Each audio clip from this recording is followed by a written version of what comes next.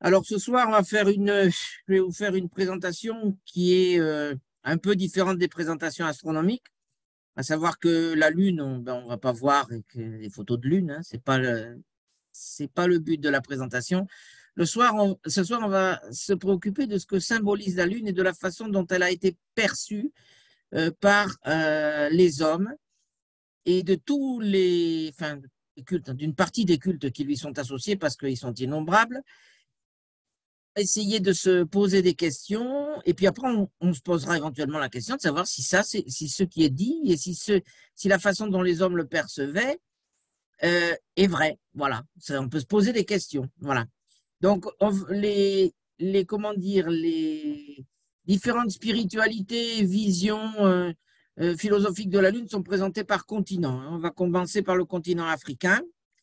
Et donc, pour le continent africain, on a un joli portrait sympathique là. C'est Kalunga, c'est la déesse de la Lune. C'est la déesse de la Lune dans on peut dire, le centre-sud et le sud-est de l'Afrique. C'est la déesse des morts. C'est la déesse du royaume des ancêtres. C'est la déesse de la fertilité. Et c'est la déesse, vous l'entendrez souvent, qui a aussi engendré l'humanité. Voilà. Donc, on va rapprocher ça de toutes ces caractéristiques de Kalunga, cette déesse de la Lune. Mais en Afrique, elle n'est pas la seule.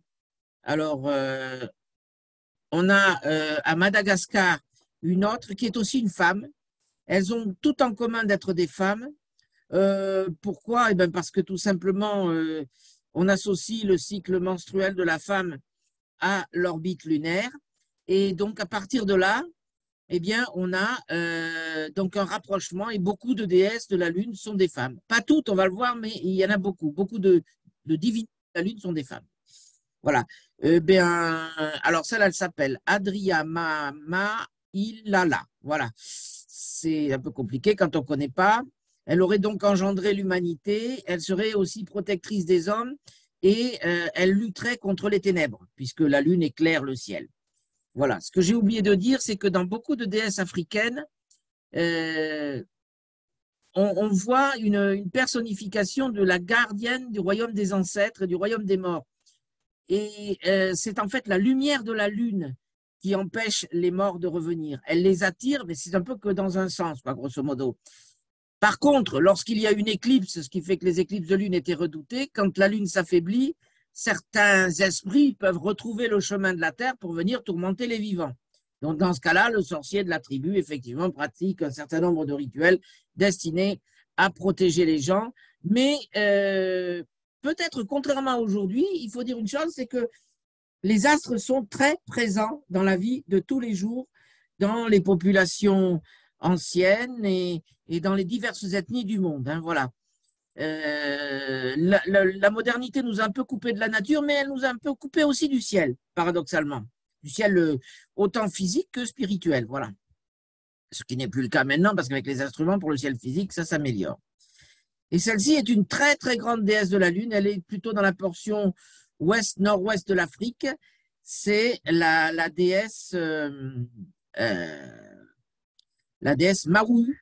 Mawu, qui est en fait la maîtresse des royaumes des vivants et des royaumes des morts. Elle a aussi des potentialités pour aider les humains dans le domaine de la guérison, dans le domaine des potions. Et elle va devenir, en traversant l'Atlantique avec les esclaves noirs, la déesse du vaudou. C'est une des très grandes puissances du vaudou. Voilà.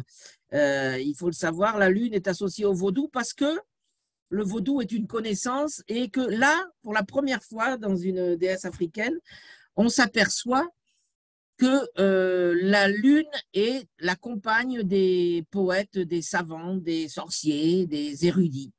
Et que donc cette déesse est par conséquent extrêmement respectée. On va revenir tout à l'heure en ce qui concerne l'Égypte sur justement les rapports entre les dieux et le dieu ou les dieux de la connaissance. C'est des rapports tout à fait particuliers. Alors voilà. Ensuite, la grande civilisation africaine par excellence, c'est l'Égypte, avec Khonsu, qui porte sur la tête le disque lunaire. C'est l'une des deux seules divinités à porter le disque lunaire. hein, qui est bien signalé avec un croissant et la pleine lune. C'est une des deux seules divinités à porter ce disque. Normalement, ce sont des femmes. Isis, toutes sortes de femmes portent le disque, les lunaires. Les hommes, en général, les dieux masculins portent le disque solaire. Mais on va y revenir. Pourquoi Khonsu porte-t-il ce disque-là? Eh bien, on s'aperçoit qu'il y en a un autre qui peut porter le disque lunaire, c'est Horus. Khonsu est devant. Et puis, il y en a un qui porte le croissant sur la tête, c'est Thoth, le dieu Thoth. Alors, Khonsu, pourquoi? Parce que c'est le dieu, on peut dire le dieu physique de la Lune. Horus, la Lune correspond à l'œil crevé d'Horus qui se serait battu contre Seth, son oncle, et son oncle crevé un œil. L'œil non crevé serait le soleil et l'œil crevé serait la Lune. Et la Lune est extrêmement importante chez les Égyptiens parce qu'on s'est habitué à en voir en elle un visage de la connaissance. C'est ce que Thoth peut lui-même porter le disque lunaire avec le croissant lunaire. Pourquoi? Parce qu'on en a parlé tout à l'heure pour Maou, mais pour Thoth, c'est aussi la même chose. La Lune est le seul objet qui permet d'édifier un calendrier extrêmement précis, parce qu'on peut la regarder. Voilà. Et si vous regardez la Lune au premier croissant, donc nous ici on dit qu'elle est espagnole, quand il y a un très fin croissant, vous pouvez même voir, pour ceux qui ont une excellente vue, d'heure en heure, certains changements, particulièrement aux abords de la mer de Smith. Et donc, on pouvait définir très précisément la durée du mois lunaire. Qui définit la durée, définit le temps. Qui définit le temps, définit la mesure. Qui définit la mesure, définit les mathématiques. Qui définit les mathématiques, définit la physique. Qui définit la physique, définit la connaissance, y compris l'écriture. Et donc, la Lune est aussi le symbole des poètes. C'est par hasard, si Sélénée était l'inspiratrice des poètes, la gouvernante des ténèbres, et on va la voir tout à l'heure, et je dirais l'inspiratrice des poètes, tout simplement parce que la Lune représente la connaissance. C'est très, très important. C'est un principe féminin, mais elle représente la connaissance, et le Soleil représente la puissance. Ce qui est tout à fait intéressant parce qu'on va se trouver dans le cadre d'une interprétation qui se rapproche de l'interprétation chinoise que vous verrez après du yin et du yang, parce qu'en fait, le principe féminin n'est pas inférieur au principe masculin. Le principe féminin est différent, donc non comparable, au sens littéral du terme, au principe masculin. Il est complémentaire. La puissance sans la connaissance, ça ne sert à rien. Hein, si une personne, on lui donne un lance-missile et qui ne sait pas comment ça fonctionne, il risque de tuer la moitié des personnes dans le voisinage. Eh bien, c'est la même chose dans ce cadre-là. La connaissance est aussi importante que la puissance. Et les dieux égyptiens n'aiment pas se heurter à Thoth. Ils n'aiment pas du tout. On lui demande poliment quand il veut faire des choses. Ce n'est pas le plus grand des dieux, hein, mais on le lui demande parce qu'il a la connaissance. Et de la même façon, on le verra pour les dieux grecs. Les dieux grecs avaient qu'on appelle des descendants de titanides, c'est-à-dire des titans femelles. Et les parques, par exemple, qui sont les sorcières qui ont un œil en commun, elles sont aveugles, elles ont un œil qu'elles prennent à bout de doigt pour regarder. C'est un peu comme une caméra, quoi, grosso modo. Et c'est par qu'elles filent le destin des hommes. Et Jupiter, le roi des dieux, n'aime pas les embêter. Il leur demande, il essaye de leur faire comprendre qu'il faudrait qu'elles le fassent. Et elles comprennent qu'il faut qu'elles le fassent. Donc, pour les hommes d'aujourd'hui, quand on voit que les hommes se cherchent des histoires et des guerres, etc., les dieux anciens, eux, sont beaucoup plus mesurés et beaucoup plus intelligents dans leur façon de voir parce qu'ils ne cherchent pas l'opposition. En général, ils cherchent la collaboration. Voilà. Et ça, c'est une chose qui est extrêmement intéressante. Et on voit ici Thoth sous ces deux figures. Alors ça, c'est quelque chose. Cette représentation est exceptionnelle parce que Thoth, ça peut être une tête d'ibis ou un babouin. Et on voit le babouin qui lui présente l'œil Ujjat. C'est l'œil, ça représente plus ou moins l'œil crevé d'Horus avec les liquides qui coulent. Et on va voir par la suite que ces liquides sont très importants parce que, alors, là, il y a comment dire, une divergence. Donc, je vais vous exposer les deux thèses. On a retrouvé dans des hiéroglyphes la partie 1/64e et la partie 1/32e et 1/8e pour représenter des chiffres. Et donc, on s'est imaginé qu'en fait, ce qu'on avait là, c'est qu'on avait toutes les fonctions nécessaires pour faire des fractions, pour avoir toutes les fractions possibles et pour donc calculer très finement le grain, les quantités de grains, les boisseaux, etc. Et ça, c'est quelque chose d'important, sauf qu'aujourd'hui, c'est une théorie qui est un peu en arrêt, mais cet œil représente toujours l'œil de la connaissance. Et comment dire, le babouin, qui est en fait un avatar, je dirais, de Thoth, lui présente, dans la photo précédente, l'œil de la connaissance au travers duquel il prend connaissance de l'existence de l'univers. C'est un dieu qui sera appelé Hermès Trimégiste par les Grecs. Il va être hellénisé. Et pourquoi Trimégiste? Ça veut dire 3 fois grand, méga. Tout simplement parce qu'il est l'éducateur des dieux, l'éducateur des hommes et le gardien de la bibliothèque de l'univers. Donc la Lune, là, elle prend un aspect philosophique et de connaissance qui est très, très, très important dans la civilisation. Voilà. Donc on quitte l'Afrique, maintenant on va vers les Amériques, où on va commencer par le Chili, où on a les Araucans qui adorent une déesse de la Lune qui s'appelle Cueyenne ou Puyolite. Cette déesse de la Lune, on la connaît, on ne la connaîtrait pas, mais on la connaît tout simplement, j'aurais pu d'ailleurs mettre une photo, parce que les télescopes, l'un des télescopes du VLT porte le nom de Cueyenne. Antou pour le Soleil, Cueyenne, Mélipale pour Sirius, et puis il y en a un autre dont je ne me rappelle plus, puisqu'il y a 4 télescopes géants. Et donc, la Lune représente aussi le système de repérage des saisons. C'est un outil incomparable pour les hommes. Et elle représente aussi l'origine de la vie. Elle est associée à la femme comme étant originaire de la vie. Et il va y avoir une réflexion après sur les diverses spiritualités parce qu'il y a quelque chose d'extrêmement intéressant. Vous allez retrouver beaucoup de propriétés identiques. Mais je vous dirai après ce que ça peut signifier en interprétation. Alors, ici, on a une vue des Araucans avec les Araucaria araucana, qui sont des conifères. Et c'est l'endroit où vivaient les peuplades qui ont à moitié été décimées par… Non, elles n'ont pas été tuées par les conquistadors. Là, elles ont été décimées par la variole et par toutes sortes de maladies. Hein. Donc, voilà. Mais il y en a encore qui vivent et ils honorent toujours leurs dieux et ils les honorent au sommet des volcans. Voilà. C'est pour ça que j'ai mis le volcan en personnification, je dirais, du dieu. Alors, dans les Amériques, on va remonter, on a Ixchel. Ixchel, c'est la déesse de la lune des Mayas. Elle est représentée assise à cheval sur le croissant. Ixchel est une déesse qui représente le cycle de la vie et de la mort. On a donc la représentation des différentes configurations de la lune avec Ixchel au centre. Elle est coiffée d'un serpent parce que le serpent signifie la connaissance et ses 2 mains tiennent 2 êtres vivants, un végétal et un animal, parce qu'elle aussi est à l'origine de la vie. Elle est à l'origine des premiers soleils, des premiers êtres vivants, puisque chez les Mayas, il y avait, je crois, 4 soleils précédant le nôtre. Hein. Voilà. Donc, on a en fait Ixchel qui était très, très, très, très comment dire, vénérée, et elle est associée à la vie, à la mort, mais surtout à la fertilité, à la vie, et donc à la fête et à la joie. Il faut savoir la fleur, c'est la fleur de Ceiba, c'est la fleur d'arbre sacré qu'elle tient, qui représente la vie éternelle et qui représente la plénitude, l'extase mystique, etc. Et à côté, on a le lapin qui représente la joie de vivre, la fête, et qui est le symbole des hommes ivres. Voilà. Donc, c'est vraiment la grande bamboula qui représente, hein, grosso modo. Et en fait, il y avait la fête du lapin qui était une fête qui était joyeuse, sauf pour une personne, puisque la personne se faisait écorcher vive et que le prêtre revêtait sa peau pour montrer le passage des âmes dans différents corps, etc.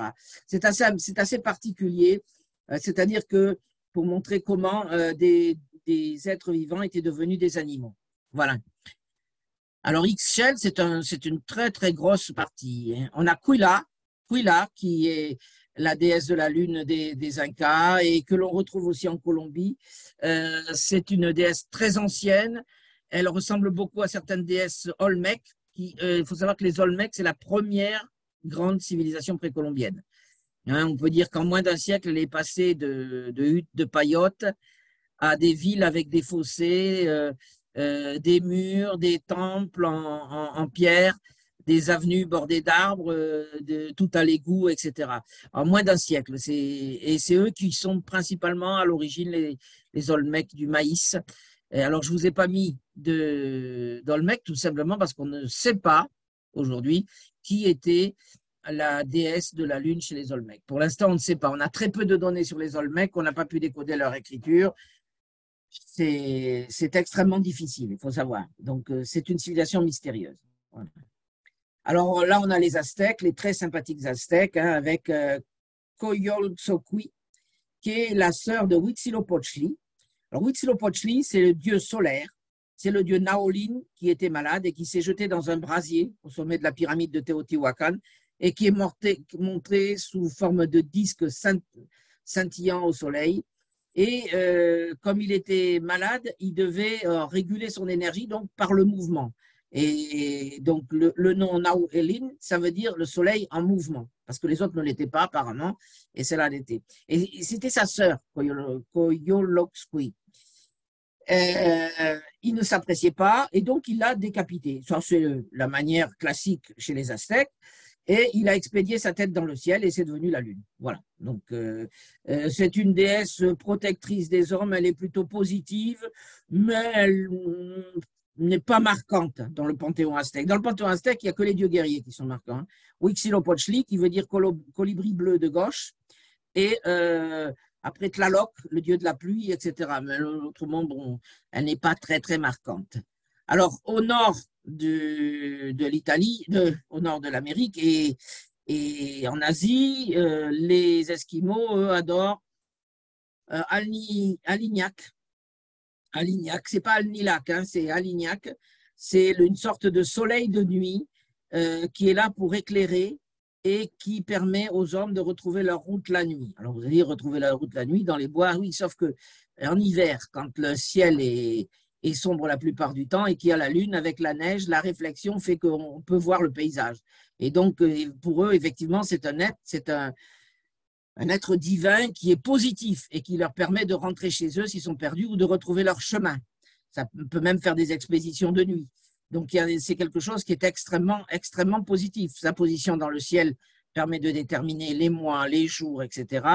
Donc, contrairement à ce qu'on peut penser, toutes ces civilisations qui semblent des fois inférieures à nous au niveau de la technologie, avaient une évolution, un sens de la mesure et un sens des mathématiques assez évoluées. Hein. Il faut pas du tout voir des gens qui seraient inférieurs, qui seraient des sauvages, etc. Ça, c'est une vision qui n'est pas la bonne.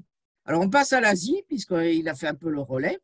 On a Chang'e. Chang'e, alors, c'était la femme d'un tyran qui avait réussi à se faire fabriquer par les dieux la potion d'immortalité. Et c'était une personne d'une cruauté et d'une méchanceté absolument incroyable. Et Chang'e, eh ben, elle le craignait. Voilà. Donc, elle a décidé, dès qu'elle a eu la potion, de la boire à sa place. Et comme on pouvait n'en fabriquer qu'une fois, eh ben, lui, il ne l'a pas eu.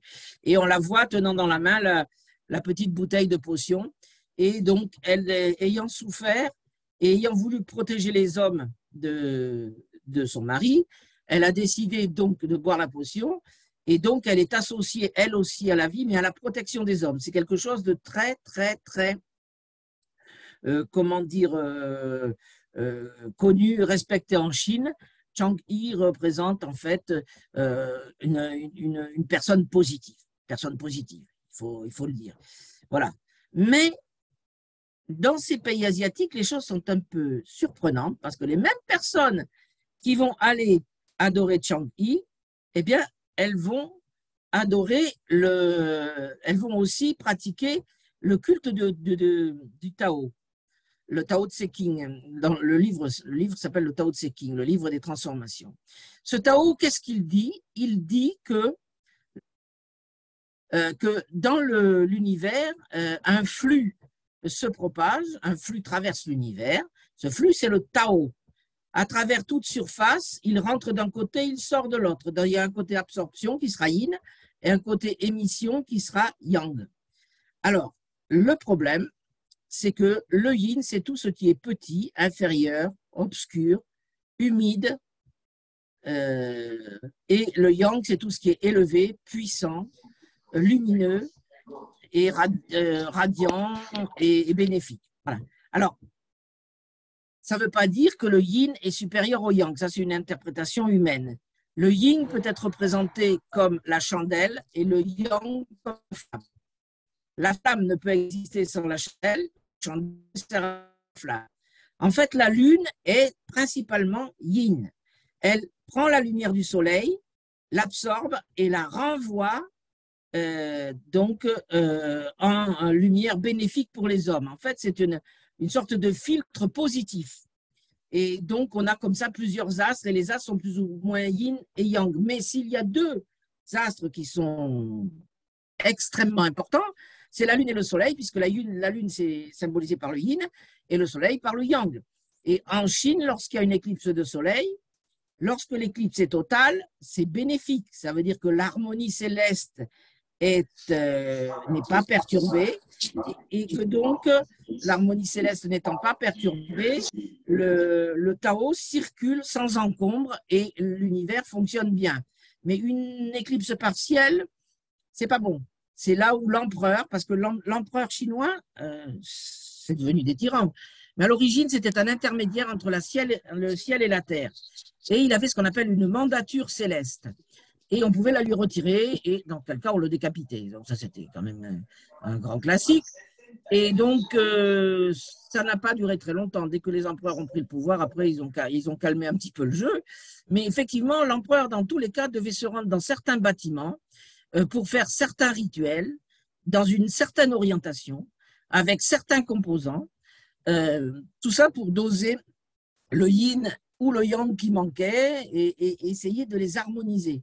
Donc, il lui fallait être dans un certain endroit, orienté d'une certaine façon, avec certains composants, avec la lumière qui vient d'une façon. C'est en fait comment on appelle ça le cheng, comment on appelle ça l'art de mettre les meubles et de disposer les meubles dans une maison en accord justement avec les principes du Tao.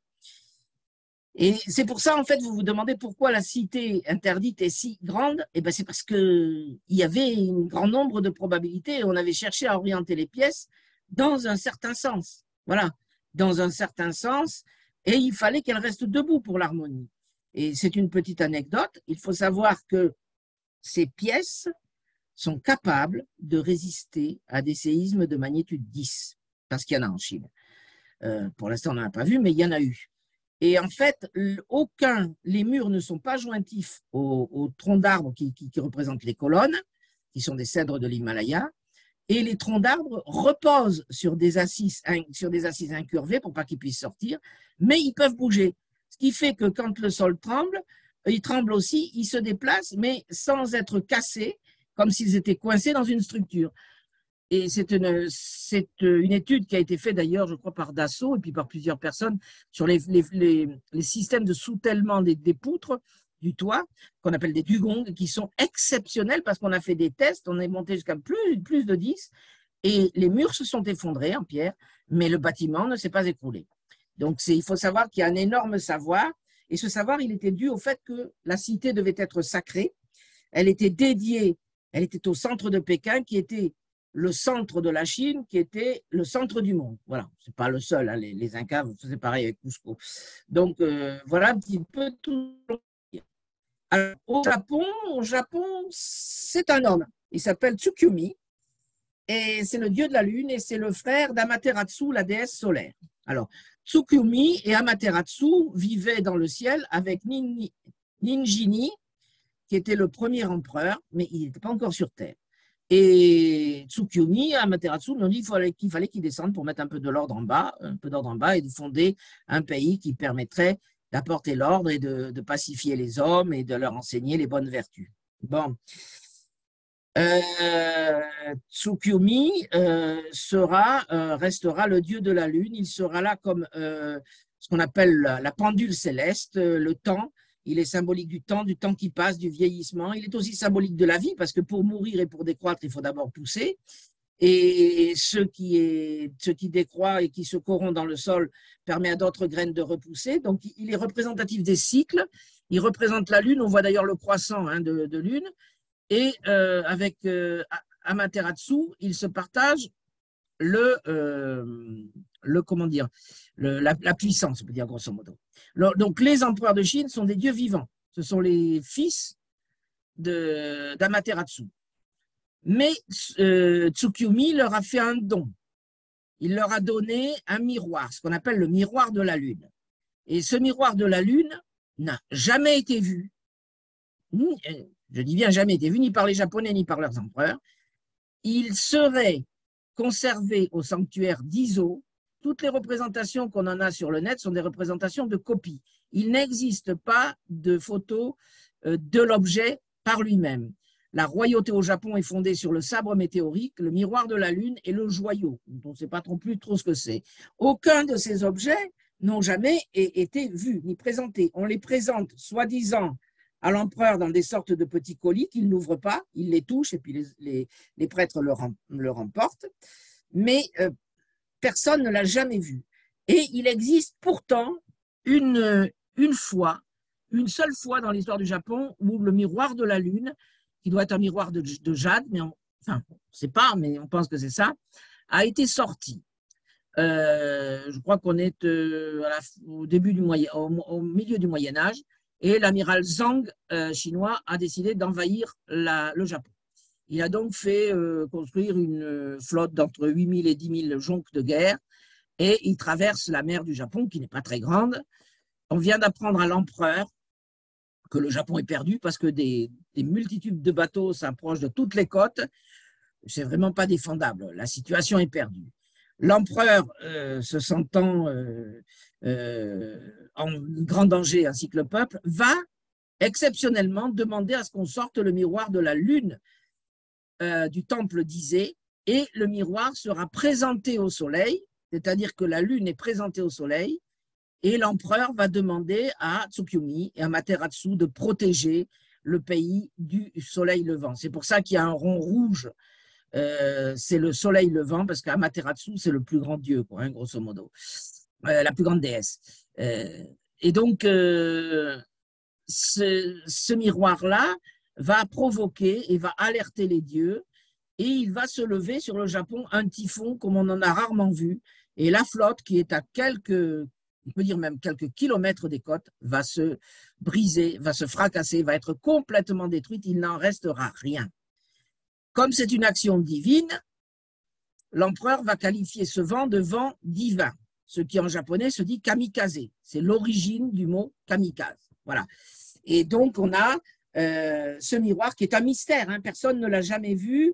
Alors, pour vous donner une idée de la façon dont on considère ce miroir, c'est que je crois que c'est en 1869, un des ministres du roi a levé la tête pour voir ce que c'était qu'on promenait. On devait promener une copie du miroir, je pense. Il a eu un coup de sabre. Il n'est pas mort, mais il a été gravement blessé, ce qui veut dire qu'on ne plaisantait pas avec le miroir de la Lune. Pour les Japonais, c'est très précieux. On peut dire que si jamais ils le perdaient, d'abord, ça ne se saurait pas, mais peut-être comme ils ont un sens de l'honneur très fort, ça finirait en seppuku général, quoi, hein, on peut dire grosso modo. En Inde, eh bien, on a le cycle de Brahma qui se représente dans le cycle de la Lune qui est représentée par un dieu qui s'appelle Chandra. Et Chandra est promené dans le ciel par un char, un peu comme le soleil, mais là, ce sont des antilopes ou des vaches qui le promènent. Et donc, Chandra représente la vie, donc il a dans la main la flamme de la vie, et il a la bénédiction, la main de bénédiction qui est à gauche qu'on voit. C'est tout à fait particulier parce qu'on retrouve dans beaucoup de religions ce signe pour bénir. Et Chandra, par lui-même, veille sur les hommes. Pendant la nuit, il veille sur les hommes, il veille sur les corps, il empêche certains démons, parce qu'il y en a pas mal en plus. Là, il n'y en a pas qu'un dans le panthéon hindou, c'est d'ailleurs compliqué au possible.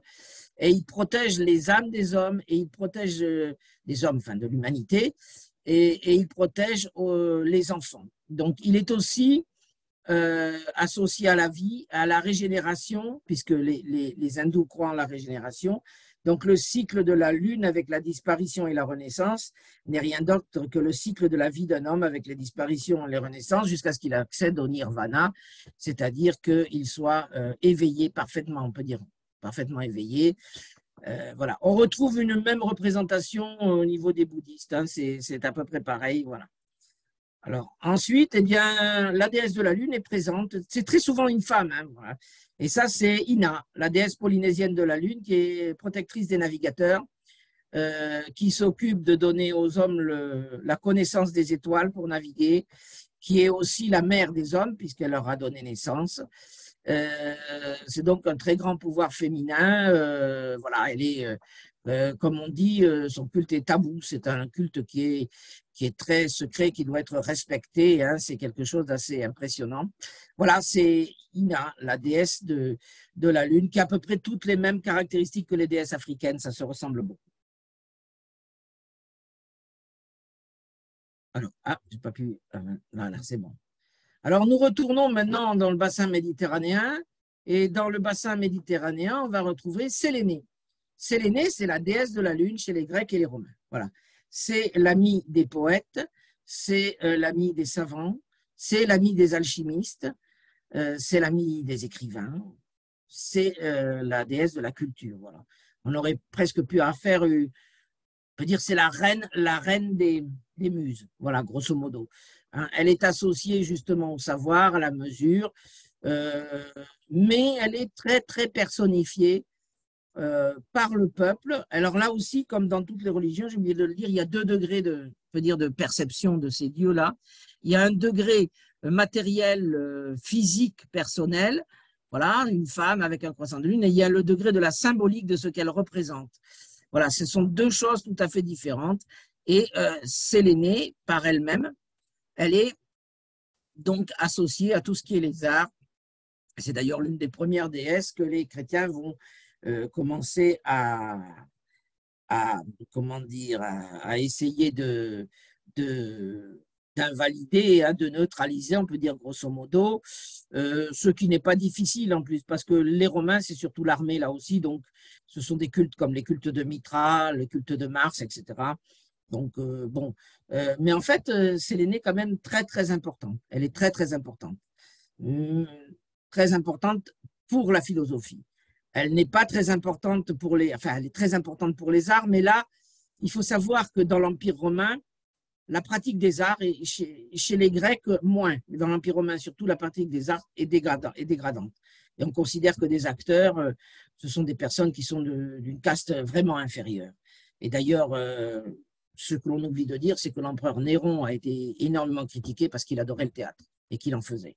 Et que c'était très, très, très mal vu. Ça ne se faisait pas chez les patriciens de Rome de s'amuser à jouer des pièces. On pouvait éventuellement faire venir et payer voire très cher des comédiens, mais ça n'était pas du tout apprécié. Et ça restera ça, par contre, chez les Romains chrétiens, puisque pendant très longtemps, comment dire, les acteurs n'avaient pas le droit à la Terre Sainte. Hein. Ils étaient enterrés là où ils mouraient. Voilà. Sauf pour ceux qui avaient des grands protecteurs, mais autrement, voilà.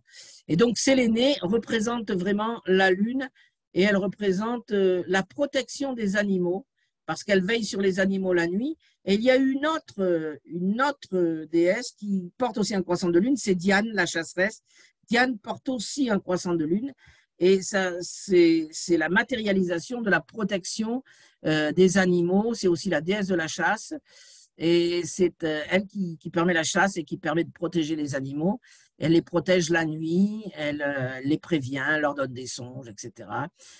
C'est tout à fait particulier. Mais on peut dire un avatar, on pourrait dire, de Sélénée. On a aussi Aphrodite, là, je pense que la diapositive a bougé. Aphrodite, qui est la déesse de la fertilité, qui représente la lune en tant que principe de fertilité. Donc on voit toujours les deux principes, hein, la fertilité et comment on appelle ça, et donc la protection des hommes et des animaux, tout en même temps le mystère. C'est le sens du secret aussi. La lune, c'est aussi le sens du secret chez les Grecs et chez les Romains. C'est aussi elle est en contact avec Hermès, le dieu du savoir aussi, et elle est en contact et elle maintient aussi les secrets. C'est la maîtresse de l'ésotérisme, c'est l'inspiratrice aussi des magiciens, etc. Voilà. Cette inspiration, elle vient de très loin puisque les premiers dieux ont été, de la Lune ont été honorés dans le pourtour méditerranéen en provenance d'Akkad, qui était une sorte d'un grand royaume mésopotamien, qui est l'un des tout premiers, où on adorait le dieu Sin, qui était le dieu des savants, et le dieu de la lune et dieu des savants. Sin par lui-même, vous voyez qu'il a de très gros yeux parce qu'il observe, il voit, il est intéressé par tout et comment dire, c'est un scientifique céleste, quoi, grosso modo, on peut dire. Et ça prend une très grande importance, la connaissance des astres, puisque on a découvert il y a 3 ans une tablette cunéiforme qui montrait qu'on avait réussi à calculer donc une partie de l'orbite de Jupiter en utilisant la méthode de Simpson, c'est-à-dire ce qu'on appelle l'intégrale. Les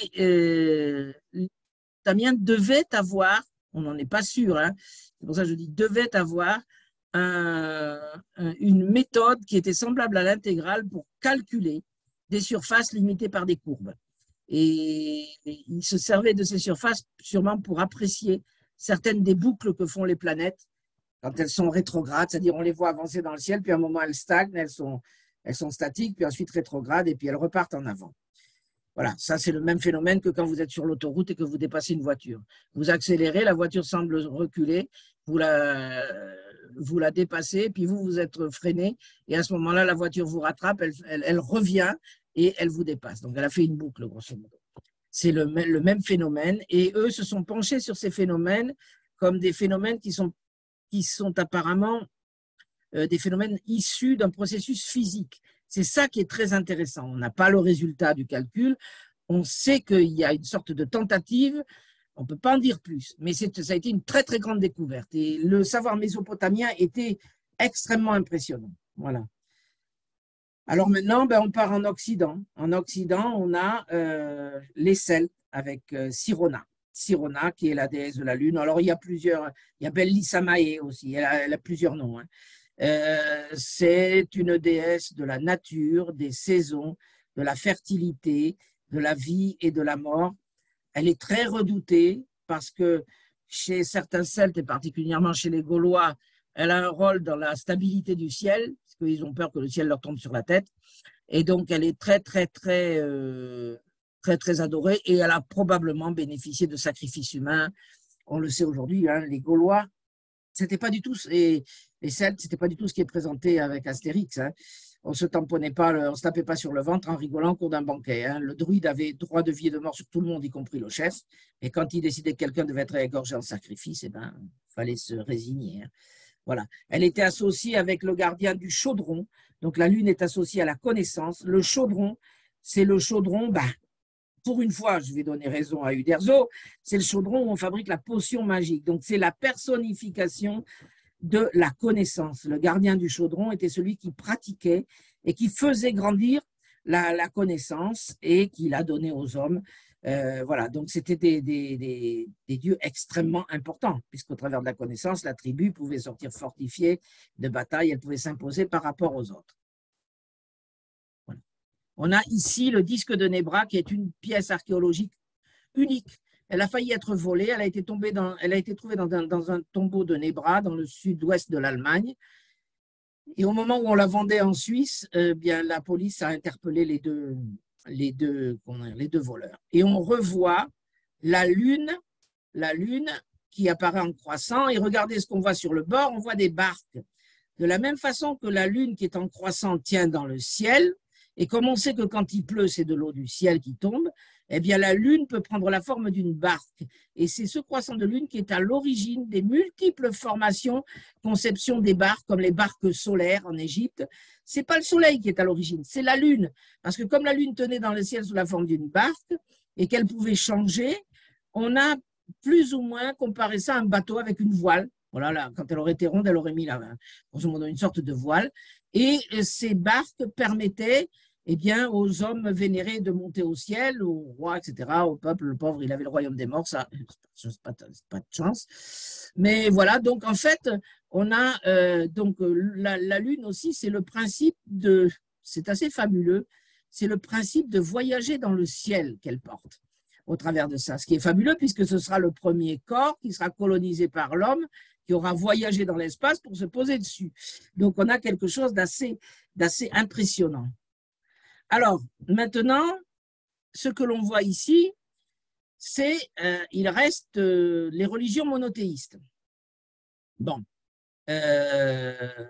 la première, c'est des religions abrahamiques, c'est la religion juive. Eh bien, la religion juive fait allusion à la lune. Alors, la lune, c'est le luminaire que Dieu a mis la nuit pour éclairer les hommes. C'est aussi un témoin par lequel il peut, comment dire, fabriquer des prodiges pour parler aux hommes. Il peut permettre aux hommes de la fixer pour rentrer en songe et être en contact avec des anges ou des messagers célestes. Elle est aussi associée aux saisons, à la pousse, aux grandes fêtes. Elle est aussi associée aux saisons, à la poutre, à la pousse des plantes, aux grandes fêtes des moissons. Et d'ailleurs, chez les Juifs, on associe la moisson matérielle, c'est-à-dire la moisson de grains, à la moisson de la connaissance, puisque les deux sont fêtés en même temps à Shavuot. Shavuot, c'est la descente de la Torah en même temps que la fête des moissons, puisque les deux se sont retrouvés mêlés dans la Bible. Et Shavuot, ça porte un autre nom pour nous, c'est exactement la même chose, ça s'appelle la fête de Pentecôte, qui est la descente de l'Esprit Saint pour les croyants, pour la culture, je dirais, occidentale. Et au travers de la Bible, qui montre que la lune a été, comment dire, a servi aux hommes pour les guider, c'est un luminaire céleste, c'est servi pour les protéger, servi pour leur parler éventuellement, eh bien, on a donc une vision de cet astre qui est aussi important que le Soleil, puisque Josué a arrêté le Soleil et la Lune lors de la bataille contre les Gidéons. Je crois que c'est grosso modo ça. Et en fait, on pense qu'aujourd'hui que c'est une éclipse de Lune et le tout, ce serait, en cherchant l'époque, on a pu retrouver une date qui serait la plus favorable, qui serait de 1324 avant Jésus-Christ. Voilà, donc la Lune en retour avec le Soleil peut nous permettre d'éclairer certains faits sur le plan matériel. On a évidemment, chez les chrétiens, la présence de la Vierge qui est, comment dire, présentée dans l'Apocalypse avec une couronne de 12 étoiles, un manteau rayonnant qui est le manteau solaire et le croissant de lune. Alors, la couronne de 12 étoiles, ça représente le Père. C'est-à-dire les 12 tribus d'Israël, donc Dieu le Père, puisque Dieu le Père, c'est le Dieu de l'Ancien Testament, et donc ça représente la gloire de Dieu le Père. Le manteau du soleil, c'est le manteau de la transfiguration du Christ, quand il est devenu éblouissant, voilà. Et donc ce manteau-là, c'est un manteau qui représente la gloire de Dieu le Fils. Et alors la lune, qu'est-ce que ça peut représenter? Je vous ai dit que la lune, c'est la connaissance, le savoir, la méditation, au contraire du soleil qui est turbulent, éblouissant, la lune, elle est calme, elle fait son petit voyage dans le ciel et tout ça. Elle arrive même à éteindre le soleil par moments. Et donc cette lune-là, elle est puissante, mais dans la douceur et dans la réflexion. Donc c'est la connaissance, c'est la troisième entité spirituelle, ce qu'on appelle une hypostase. Il y a le Père, qui est la première, le Fils qui est la seconde, la troisième c'est le Saint-Esprit. En fait, ce que l'on représente là, c'est la Vierge entourée de la triple gloire de la Trinité. Voilà. Et c'est ce qui fait que dans le récit, le dragon qui veut avaler son enfant, eh bien, il ne peut pas l'avaler, simplement parce qu'il y a tous les boucliers qui sont autour d'elle. La Lune, c'est aussi une personne qui peut, un support qui sert à la Mère de Dieu pour guider les hommes vers la lumière et les empêcher de tomber dans les abîmes infernaux. Et donc, ça permet, disons, c'est un salut. Et donc, à la fin des temps, la Vierge se tient sur la Lune parce que, tout simplement, à cette époque-là, eh bien, les chrétiens ont assimilé l'astronomie grecque et particulièrement celle d'Aristote. Et on a en fait deux mondes, la Terre, avec quatre éléments, la terre, l'eau, l'air et le feu, et la Lune qui sépare ce monde corrompu, ce monde où l'on vit et où on meurt, d'un monde où l'éternité est assurée, qui est le monde qui est au-delà de son orbite, dans lequel se trouve une substance, l'éther ou la quintessence, et dans lequel circulent les soleils, les planètes et les anges. Alors, de temps en temps, il y a un ou deux anges qui doivent aller corriger quelqu'un, donc il est envoyé. Mais c'est surtout la Vierge qui se tient à la limite du monde divin et du monde corrompu pour faire penser aux hommes, donc à leur salut, et la Lune la représente. Voilà, c'est quelque chose d'extrêmement important dans la vision céleste. Alors, j'ai réussi à trouver une image, ça n'a pas été facile. Il existe aussi une interprétation astronomique. Puisque l'on dit dans l'évangile de Saint Jean, si je ne me trompe pas, c'est peut-être pas l'évangile de Saint Jean, parce qu'il n'est pas sûr qu'il était écrit par la même personne que l'apôtre Jean. Enfin bon, bref, la Vierge est représentée comme attendant un enfant, les pieds sur la Lune, on voit bien la Lune en bas à gauche, et ses pieds, en fait, reposent donc sur la Lune, conformément au texte saint. Elle a une planète qui va la traverser et ressortir au bout de 40 semaines, c'est-à-dire 9 mois quasiment. Jupiter, qui est le roi des dieux, qui représente l'enfant Jésus. Elle est recouverte par le soleil. Elle a le soleil sur l'épaule qui la recouvre de lumière. Voilà. Et après, elle a une couronne de 12 étoiles. Et si on considère les étoiles du lion, il y en a 9, plus planètes, Vénus, Mercure et Mars, qui représentent la couronne de 12 étoiles de la Vierge.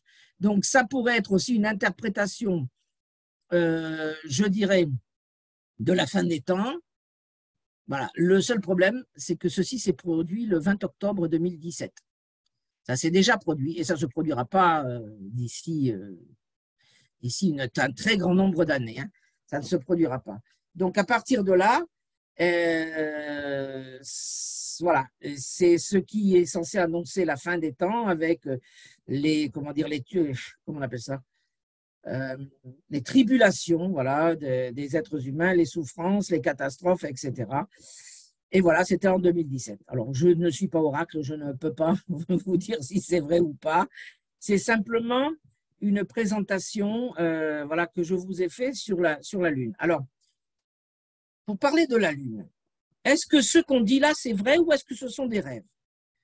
Est-ce que la Lune est la gardienne des ténèbres? Oui, par le fait, puisque quand elle brille, les ténèbres sont atténuées et elle les limite. Donc, c'est elle qui veille à être présente ou à ne pas être présente pour garder les ténèbres.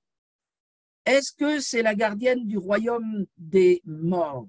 Oui, parce que conformément à toutes les religions, y compris les religions chrétiennes et les religions abrahamiques, elle représente en fait la miséricorde et le salut, et sa lumière est censée guider les hommes. Est-ce qu'elle est, je veux dire, dans le concept philosophique, ce n'est pas une question de croire ou de ne pas croire, on n'en est pas là, on parle de philosophie et de culture, ce n'est pas du tout la même chose.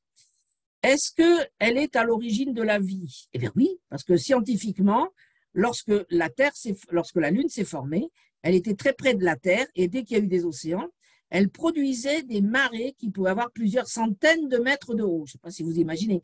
Il y avait des continents entiers qui étaient engloutis. Alors, ce qui se passait, c'est que comme la Terre n'avait pas de couche d'ozone, les composés chimiques qui restaient dans les mares lorsque la Lune se retirait étaient brûlés par les rayons UV. L'eau même pouvait être décomposée et les molécules étaient cassées. Elles étaient cassées en ce qu'on appelle des radicaux chimiques. Et ces radicaux eux-mêmes, lorsque la marée revenait, ils étaient remis dans un milieu humide et ils se recombinaient différemment. Donc, elle a pu participer à l'évolution, à la naissance, à l'évolution, à la complexification de la vie. Ça, c'est tout à fait vrai. Et alors, est-ce qu'elle est gardienne de la vie, comme on la représente avec une fleur et puis, comment dire, un animal? Eh bien oui, parce que les cycles de reproduction de certains animaux, eh bien, sont liés à la Lune. Les coraux, certains poissons, certains papillons, certains insectes sont liés à la Lune.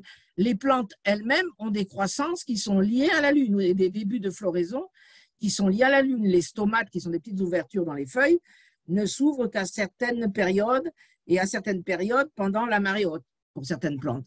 Donc, on a en fait, c'est très curieux, les hommes ont vu d'une certaine manière une réalité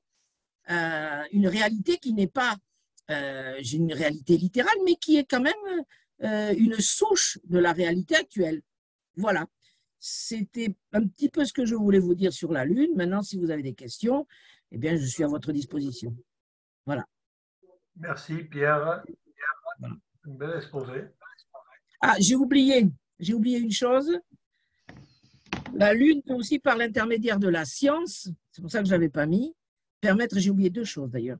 La Lune peut aussi, par l'intermédiaire de la science, permettre de déterminer certaines dates. Donc, par exemple, la mort du Christ telle qu'elle est supposée, je parle de l'événement historique, je ne parle pas de l'événement spirituel, eh bien, elle s'est produite sous la juridiction de Pilate, qui a régné, on peut dire, de 26 à 36. Sous cette procurature de Pilate, eh bien, il y a eu donc 10 ans, pendant lesquels il y a eu 2 ou 3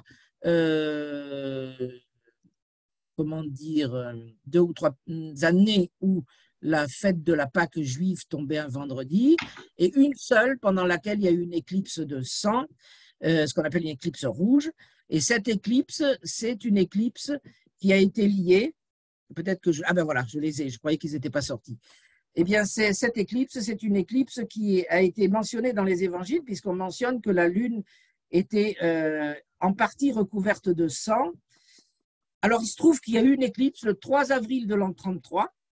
Il se trouve qu'elle n'était pas totale et il y avait 59% de la Lune qui était cachée par la couche périphérique de l'ombre. Or, il faut savoir que c'est la couche périphérique de l'ombre qui donne cette couleur rouge-orangée et qui est très marquante.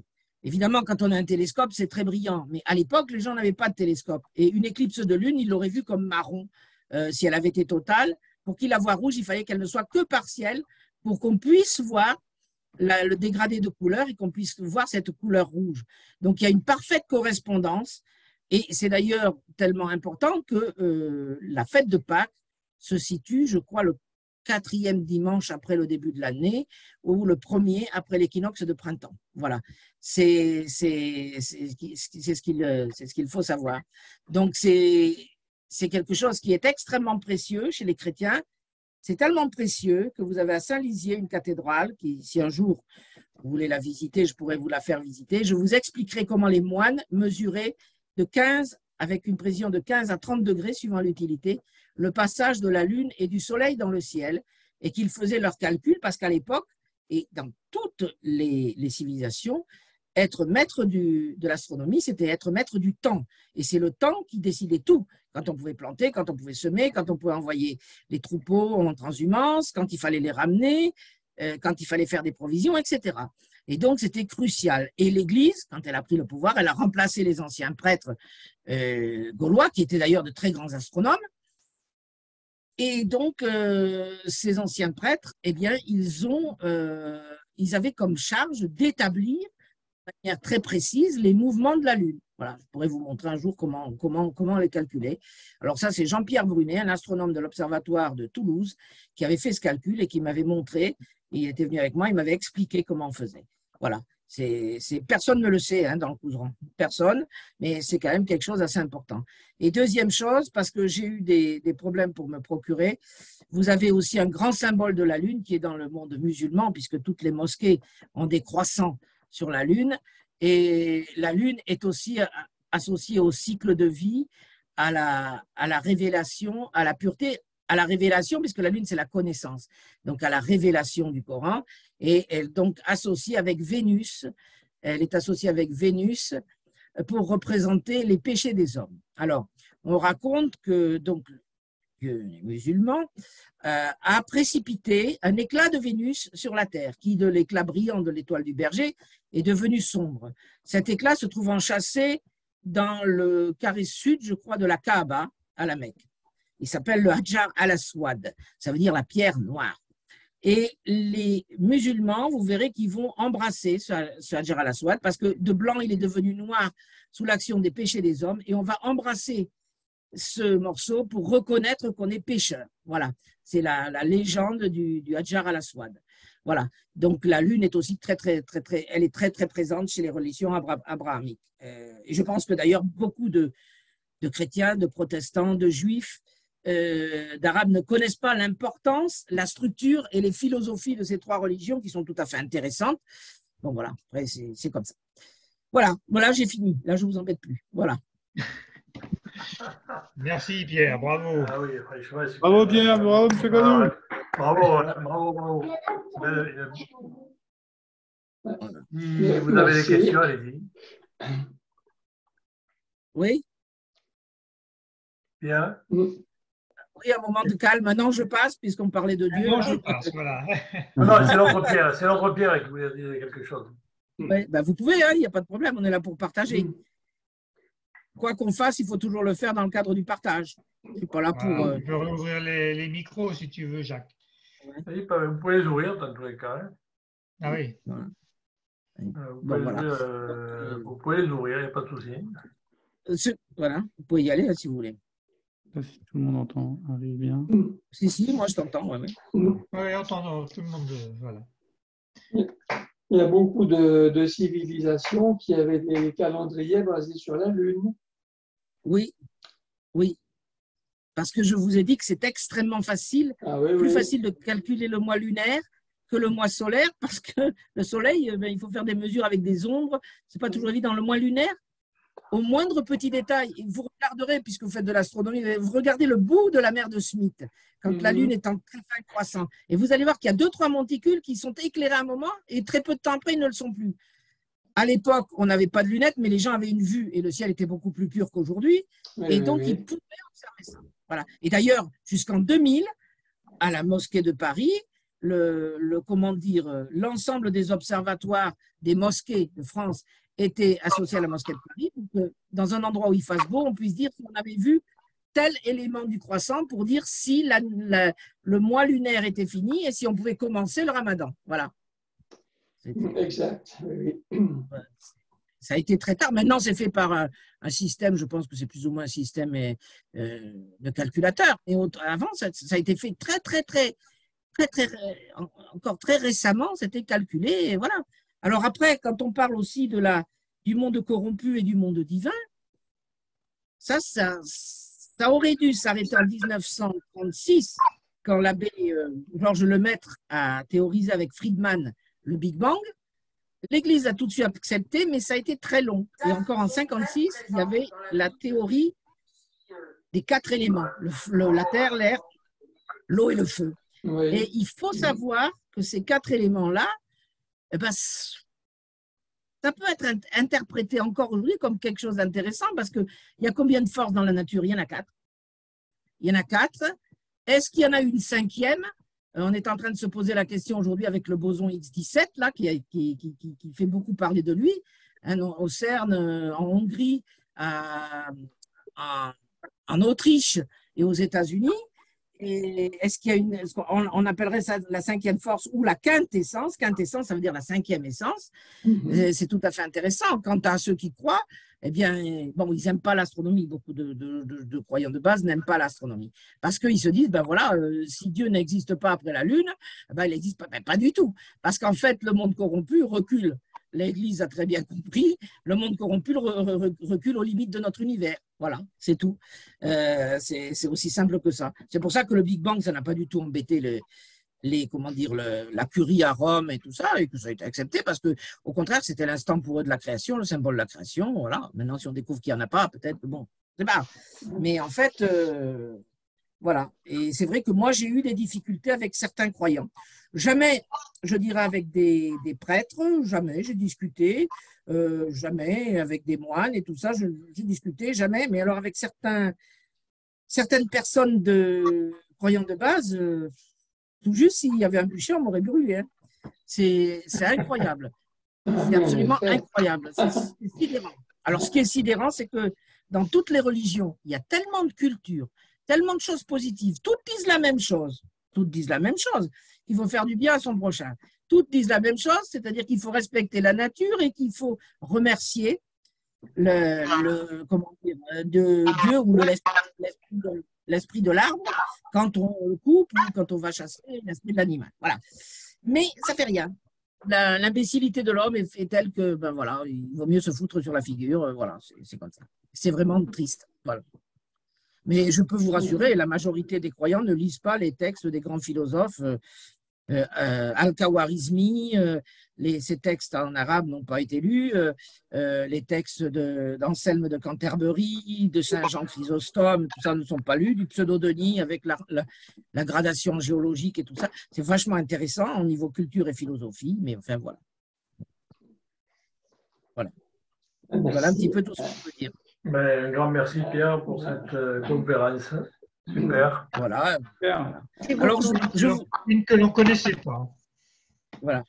Et ce que je voulais dire, c'est que j'en profite pour vous annoncer ce soir qu'il y a probablement une très, très grande découverte, puisqu'il semblerait que des Américains, puis une équipe internationale, pourquoi je dis des Américains? À ce niveau-là, c'est des équipes internationales, qui travaillaient sur l'étude des trous noirs, ont modélisé des trous noirs avec une particule, et ils se sont rendu compte qu'il n'était pas possible d'avoir un fonctionnement logique sans le fait que le trou noir soit dans plusieurs états à la fois. Ce qui fait, si c'est vrai, du trou noir le plus gros être quantique existant. Voilà, c'est quelque chose qui est extrêmement important. On en parlera dans les prochains jours, voilà. Ou peut-être qu'on n'en parlera pas, parce qu'on n'a pas parlé non plus de NOEMA, qui est le super radiotélescope français et européen du plateau de Bure, que les Américains, pour lequel les Américains pâlissent d'envie, parce qu'il est d'une puissance absolument incroyable, et personne n'en a parlé. Voilà. C'est vrai qu'il y a d'autres choses plus intéressantes. C'est vraiment dommage. Voilà. Heureusement qu'il y a les soirées de visioconférence de Ciel d'Occitanie. Qu'est-ce que tu en penses, Ludovic, des trous noirs quantiques? Là, il va y avoir une éclipse le 8, mais ce ne sera pas pour nous, une éclipse de lune. Ah. Le 8 novembre, mardi prochain. Oui, c'est sur quel pays? C'est vers midi, donc à l'opposé de nous. Ah oui. Oui. Enfin, oui. Enfin, vers midi, oui, TU. Oui, non, c'est pas nous. Non, c'est pas nous. Non. Vous avez vu un peu l'éclipse de soleil récemment, là, au début du mois de novembre? Moi, j'ai eu la chance d'être au bon endroit. J'ai été en Corse à ce moment-là et effectivement, j'ai vu l'éclipse complète. Ouais. Ah ben, nous, dans l'Est, on a bien vu aussi. Oui, on était pas mal. Ouais. Oui. On était à peu près dans les mêmes. Je regardais la Corse et l'Est, on avait à peu près la même valeur de. Oui, d'amplitude. Oui. D'amplitude, oui. Oui, très bien. Oula, qu'est-ce que nous sort, Pierre? Oui, mais là. Partial Lunar Eclipse. Ah oui. Le 3 avril 33, ouais. 3 avril 33. Ah oui, c'est vraiment, oui, c'est à peu près la moitié, une partielle. Donc la Lune devait paraître ensanglantée. Ah, mais oui, ben oui, effectivement, oui. Dans les scénarios, on pourrait le reproduire. Hein. Ouais. Ah oui, on pourrait le reproduire. Ouais. Remonter sur Stellarium, on doit pouvoir le reproduire. Ouais. Bon, les amis, j'ai couché mon monstre. Bon, mais écoutez, merci à tous. Pierre. Bonne nuit à tous. Merci. Et merci Pierre. Oui. Bonne nuit à tous. Merci Pierre. À bientôt. Merci. À bientôt. Ciao. Au revoir, merci.